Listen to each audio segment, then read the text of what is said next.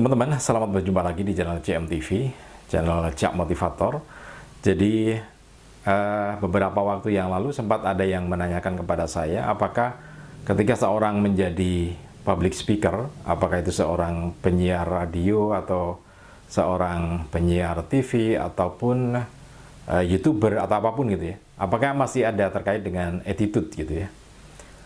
Ya, jawabannya hampir sama dengan para pengembang sumber daya manusia bahwa semuanya itu memang sangat terkait dengan attitude gitu ya.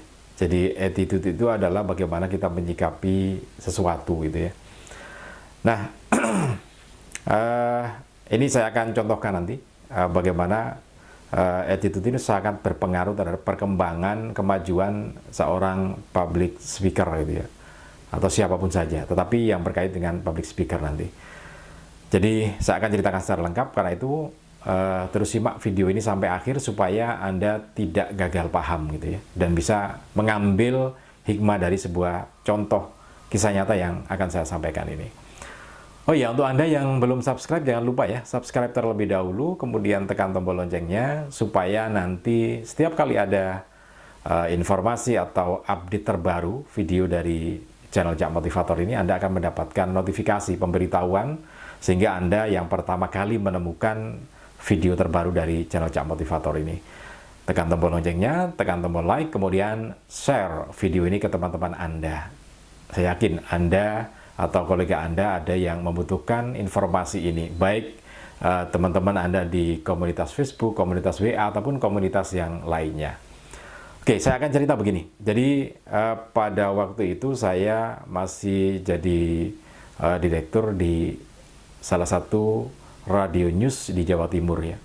Nah, kebetulan ada kolega saya yang menitipkan putranya itu ke tempat saya, karena putranya punya kemampuan dalam broadcast atau public speaker. Oke, saya terima itu ya, meskipun saya belum tahu attitude-nya seperti apa itu. Nah, siaran pertama kali berjalan bagus, kemudian beberapa saat ketahuan saya dia memainkan HP di ruang siaran.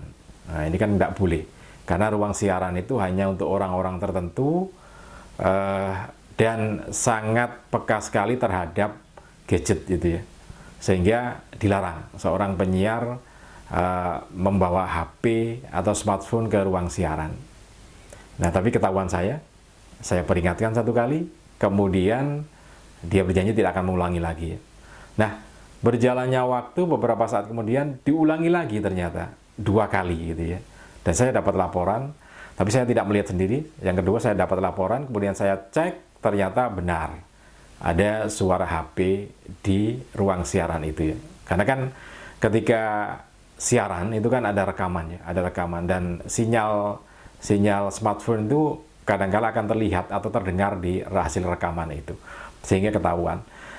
Saya peringatkan yang kedua kalinya. Itu belum 2 bulan itu ya. Sudah muncul peringatan yang kedua kalinya. Nah, berikutnya yang terakhir ini, jadi yang ketiga, ketika saya berada di dekat ruang siaran itu, dia nggak tahu kalau saya sedang mendekati ruang siaran itu ya.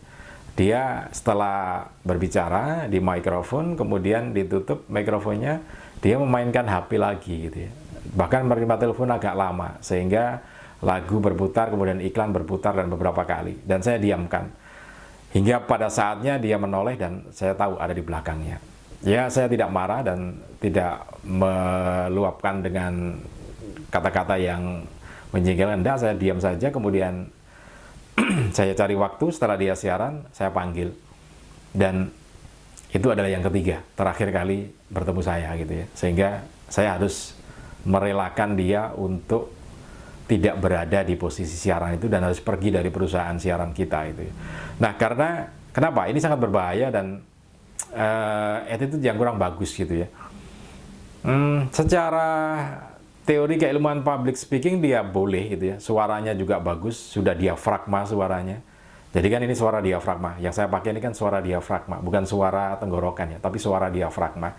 Dia menguasai betul suara diafragma itu seperti apa, kemudian ini apa, artikulasinya juga jelas, kemudian bagus suaranya, pembawaan kalimatnya juga bagus, tetapi tadi ada attitude yang tidak bagus, sehingga ya harus mengakhiri karirnya di tempat saya seperti itu.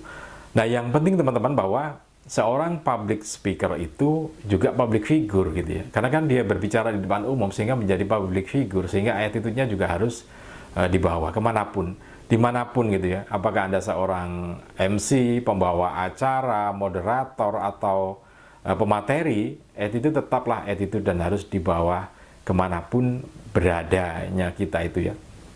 Jadi harus tetap baik. Nah, itu menjawab pertanyaan beberapa teman-teman, apakah memang seorang public speaker itu menjadi public figure dan attitude-nya harus bagus? Jawabannya iya, seperti yang saya ceritakan tadi. Oke, mudah-mudahan ini menjadi jawaban tersendiri untuk teman-teman dan juga menjadi inspirasi supaya tetap membawa attitude yang bagus dimanapun kita berada, di lingkungan kerja, ataupun di lingkungan tempat kita tinggal, ataupun di lingkungan di luar, di ruang publik ya. Oke, salam dan sukses selalu untuk Anda.